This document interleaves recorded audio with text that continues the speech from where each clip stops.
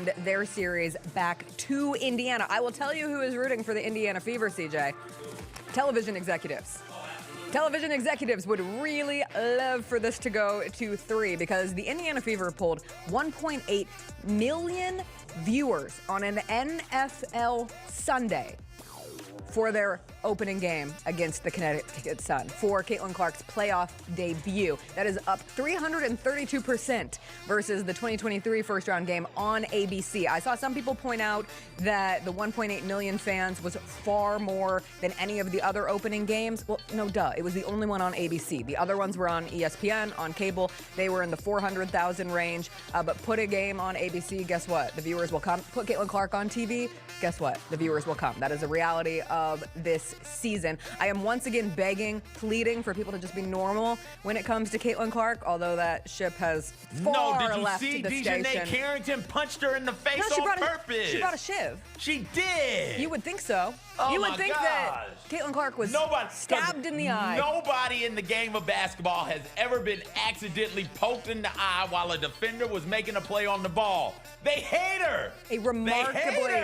A remarkably stupid story between Sunday and now has been the play of Dejanay Carrington going after the ball as Caitlin Clark passed it, hitting Caitlin Clark in the face. In the moment Caitlin Clark collapsed, she even said after the game, like, it didn't feel very good, but it wasn't a big deal. It wasn't a big deal. They continued to ask both players about it yesterday at availability. And when I say they, I'm looking at you. Be better. Reporters of the WNBA space. Anyway, Dejanay Carrington says, don't even know why I would intend to hit anybody in the eye. That doesn't even make sense to me, but no, I didn't. I didn't know I hit her, actually. I was trying to make a play on the ball, and I guess I followed through, and I hit her. Now, if you do not want to accept Dejanay Carrington's turn of the events, may I present to you how Caitlin Clark responded to the question about it. Take a listen. Circling back on the play with your eye, what would you say to the crowd of people that think a hit like that was intentional and maybe even warrants a suspension? It wasn't intentional by any means. You just watched the play. It wasn't intentional. All right. Thank you, Caitlin. Thanks, Caitlin. You stupid fools. Have you?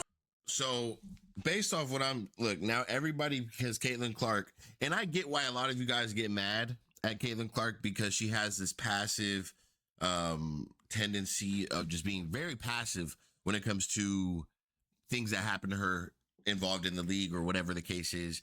And I see how it could get you guys frustrated because now it gives firepower for everyone to make it seem like Dejanay Carrington didn't do it on purpose. So now I can understand some of the comments where you guys are like, hey, Caitlin Clark is frustrating me because on every interview, she doesn't want to call anybody out. And I get it. She doesn't want to be controversial. She doesn't like that. She just wants to play ball on hoop. She's not going to go and blame anybody. I get that. But again, you have it again. So now Caitlin Clark says that in the interview, and now you have multiple people bringing it to light and making it seem like Carrington didn't do it on purpose. I'm going to let you guys decide on this, man. Seriously, because the angle I saw and everything that I saw, it looks too good. You ever watched the game of basketball? Well, what makes me laugh the most at this is so silly. Like 2 quarters later, Caitlin on a follow through, Dejanay swipes the ball, Caitlin flails her arms about and clocks Dejanay right in the face. Like that just happens, man. The physical game, sometimes you get poked in the eye. If you've ever played basketball, you've probably gotten accidentally poked in the eye or accidentally poked somebody in the eye. That just happens, man.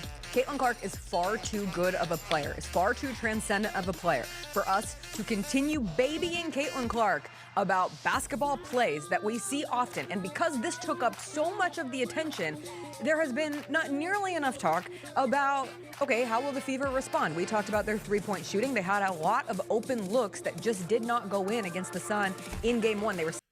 So now Jessica is stating that we're babying Caitlin Clark. Wow. I wouldn't call it babying. I would call it more so protecting the biggest star in WNBA basketball right now. That's just my opinion on it. I'm not going to call it babying. I would just call it precaution. And not just for Caitlin. If it happens to any girls, it shouldn't be happening. these things shouldn't be happening, right? We need a full team out there to be able to run a league, right? To be able to play a game. It's not just Caitlyn. In general, if I see this happen to any girls, I would say the same thing. But guess what? The majority of the time, it happens to Caitlyn Clark. That's the problem. And it just seems like there's so much energy towards it. It seems like there's so much. Look, if you play let me say, if you play somebody, right, and let's just say, okay, you're gonna play them at level 5, right, consistently, but you got Caitlyn Clark, you playing them at level 35 on full max every time you can, and that is a fact. Everybody knows that. 6 of 28 from 3 as a team. Caitlyn Clark was 2 of 13. Kelsey Mitchell was 2 of 10. Can they be better tonight? And then defensively, can the Fever tap into what they were more towards the end of the year versus being one of the worst defensive teams in the WNBA early on in the season? And I tell you that the people who, or the women who really were difference makers for the Sun, yes, you are going to have DeWanna Bonner. Yes, you are going to potentially get a triple-double from Alyssa Thomas. It's what she does, especially in the postseason. But you cannot allow Mabry off the bench. You cannot allow Veronica Burton off the bench to be as efficient as they were. Can you limit those others if you are the Fever? And if you can, you have a really good chance of sending this back to Indiana. That game turned when Hull got into foul trouble late in the second half. And then they were just out of it after that. I think that not to mention that foul trouble that Hall got into was kind of ridiculous. I mean, that was not bro, if we're going to talk about being physical in the playoffs and letting it be okay and it just happens as basketball, we're not going to be calling these lame calls in on Lexi Hall that were just blatantly just a lame call that barely over the back type of thing. Like, they're going for a rebound. Stop it. That was a get her out of the game. She's doing too much. Yeah, that's what that was. Having her on the court matters because she's somebody who's just running around making plays. You've got to find a way to say, all right, somebody's water got to get turned off. And if you can't turn off ATs and if you can't turn off Bonner, you've got to be able to turn off everybody else's water on the Sun. You can't allow Alyssa Thomas to go out there and be scorer and facilitator. Make her pick one and live with the results. Also, free Caitlyn up a bit. Bring her off of the ball. Run those pick and rolls, absolutely, because those pick and rolls are lethal.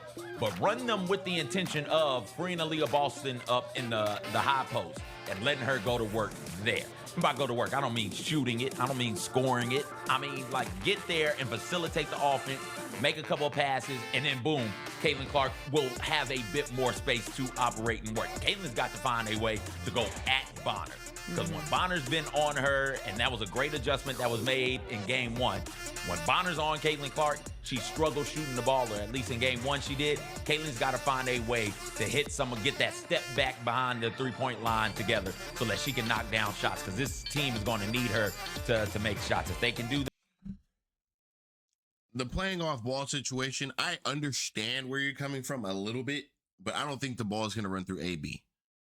She's not ready for that type of pressure yet. Okay? I'm just being honest. Aaliyah Boston's a great player. Don't get me wrong. And I get it. We could have maybe a possession or two. You want to run Caitlyn off ball, have Bonner try to stick with her, literally just gas her out, run around the court. I get that. Because I personally don't think the 37-year-old is going to be able to run with a 22-year-old all game long. They need to run up and down and run fast. This team cannot play with them if they run fast. Personally, I don't know if Bonner's going to be guarding her today. They might go back to Carrington. They might just go back to Carrington today to throw it off. That is a chess move. See, little do you know, Chrissy Sides has probably been in the film room with Caitlyn or whoever, trying to figure out how they're going to get around Bonner now. What's the game plan? And then they might just come out with a whole different game plan today. Checkmate. It just might happen. Carrington might go back to guarding Caitlyn Clark, especially with all the automosity and everything going on. It might just happen. Don't be surprised. I wouldn't be surprised at all. I think that would be a good move. I think that'd be a great move. We saw what Carrington did to Caitlyn. She pretty much rattled her a little bit in the first two games. They might just do it. Now, it's not just going to be Caitlyn Clark that has to score the ball and has to facilitate and has to get going. It's the whole team. Yes, it starts with Caitlin Clark. She's going to set the tempo, but the whole team has to get going as well. Kelsey Mitchell, we need you guys to combine for over 60 points today. Over 60. You and Caitlin, over 60 for sure. So I'm expecting that. I'm expecting a high-scoring game. I expect a physical game. I expect the Suns to get a little irritated because I feel like the Fever are going to come out and play. They have to. They don't have a shot. They don't have a choice. They got to come out and play. From my understanding, Alyssa Smith will be starting again at the 4 spot. I'm not understanding what is going on with that decision there. Hopefully she, maybe early minutes to see how aggressive she's going to be. I'll pull her in 4 or 5 minutes max. I'm putting Dante to the game at the 4. I'm going to start spreading the floor, and I'm going to start shooting the 3 ball, and then I'm going to start attacking. And he's right on some points. Attack Bonner. Attack Bonner. Maybe get her in some foul trouble. You got to be aggressive. You got to be aggressive. So I'm just excited for the game. It's an early game. I don't know why whoever did the scheduling, and I get it, they're in Connecticut, so 4:30 for us. I get it. 7:30 game out there, whatever the case is. But yeah, look, man, that's all I got for this show. I got a lot of content to get to. If you guys have not, man, make sure you guys sub to the channel. I appreciate you guys. I'll be back with some more content. By the way, how do you guys feel about Jessica trying to just sweep everything under the rug again? So I'm gonna catch you guys on the next video. I'm out, man.